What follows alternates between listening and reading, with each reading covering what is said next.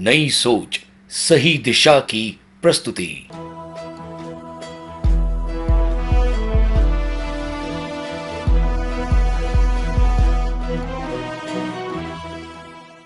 हमने मिलजुल करके काम नहीं किया। कुछ लोगों ने काम किया लेकिन समग्र समाज ने उनको सपोर्ट नहीं दिया।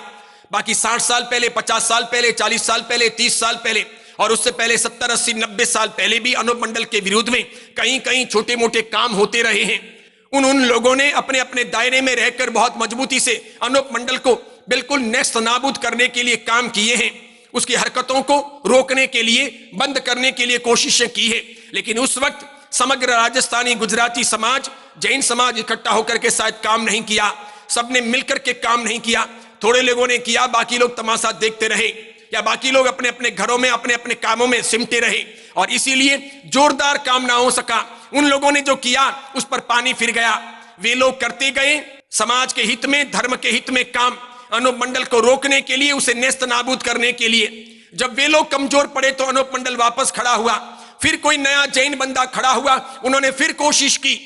उनकी कोशिशें थोड़ी बहुत आगे बढ़ी, समाज ने सपोर्ट नहीं दिया, बस फिर वापस ये काम आगे चलता रहा। ऐसे करते करते ये अनूप मंडल के लोग, ये असामाजिक तत्व, ये राष्ट्र विरोधी और धर्म विरोधी लोग पलते गए, मजबूत होते गए, आगे बढ़ते गए।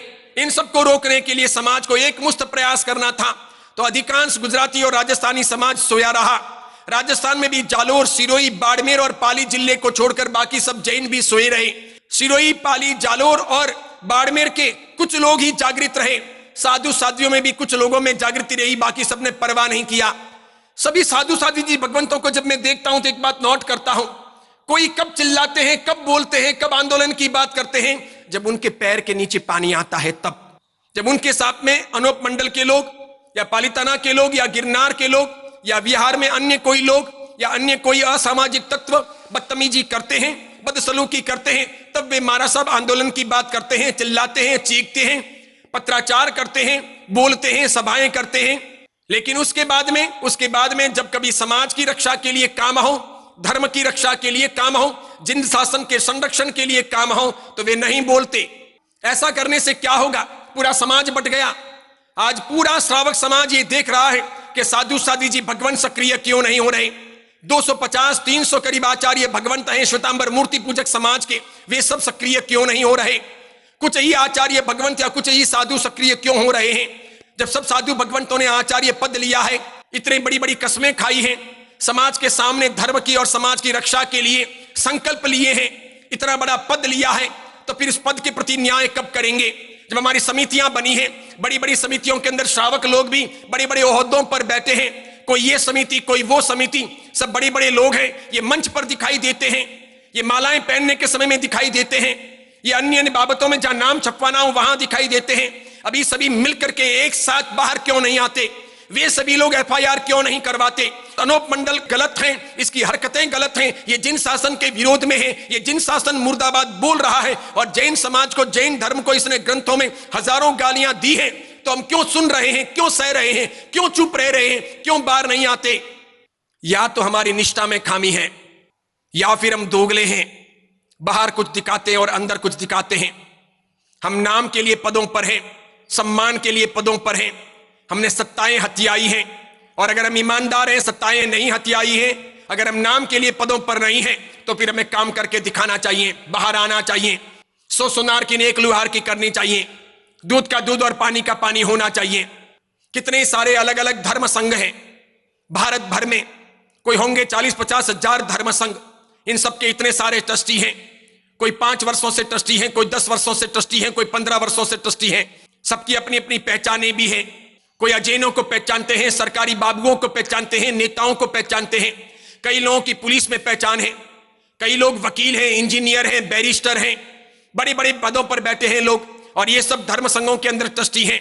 तो इतने सारे धर्म संघ हैं और इतने सारे ट्रस्टी हैं, इतने बड़े ओहदों पर लोग बैठे हैं, इतना उनका अनुभव है। वर्षों तक आपने जब जिन शासन के समाज के मंदिरों को, उपाश्रयों को, धर्मशालाओं को, भोजनशालाओं को, तीर्थों को और आमिलशालाओं को चलाया है, तो अभी आप क्या कर रहे हैं?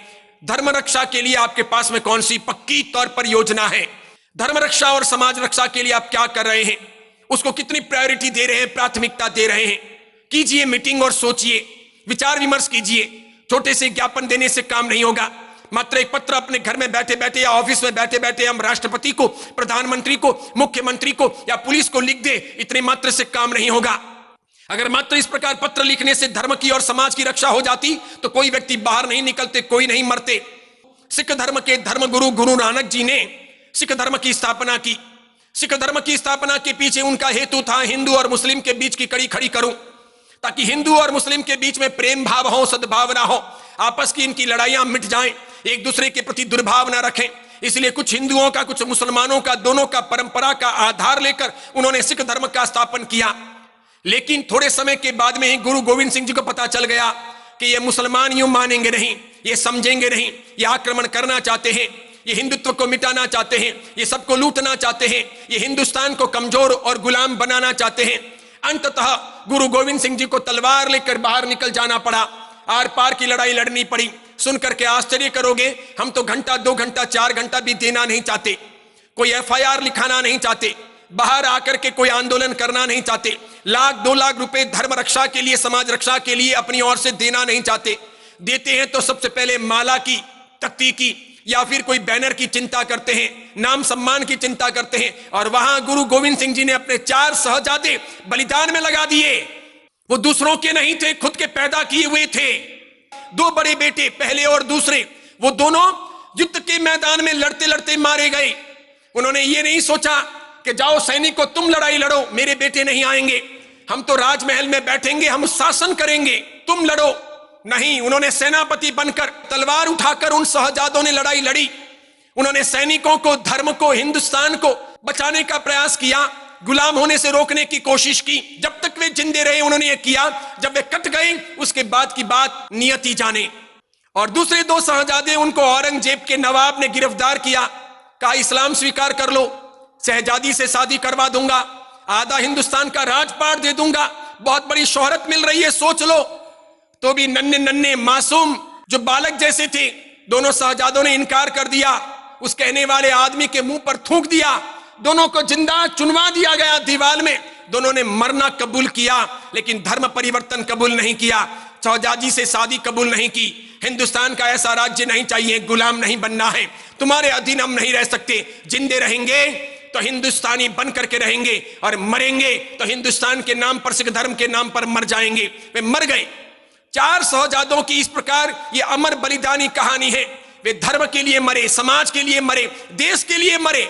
हम थोड़ा भी बलिदान देना नहीं चाहते, समुदाय से बाहर निकलना नहीं चाहते, पूरे दिन अपने समुदाय की चिंता करते हैं, अपने पंथ की चिंता करते हैं, अपने वर्ग की चिंता करते हैं, अपने शिष्य प्रशिष्यों की, अपने साधु साध्वियों की चिंता करते हैं, लेकिन धर्म की और समाज की चिंता कब करेंगे? अपने गुरु के हम गुण गाते हैं, जिन शासन के गुण गाने का ये समय है, जिन शासन को बचाने का समय है। खाली बोलने से जिन शासन देव की जय हो, इस प्रकार जय नहीं हो जाएगी। गुरु जी हमारो अंतर्नाद, हमने आपको आशीर्वाद, इस प्रकार आशीर्वाद नहीं मिल जाएंगे। उसके लिए तो बाहर निकलना पड़ेगा, बलिदान देना पड़ेगा।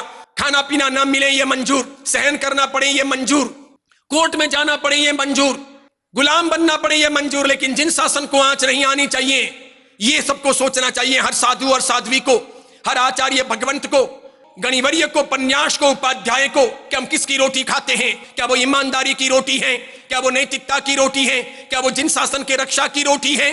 क्या हम न्याय कर रहे हैं?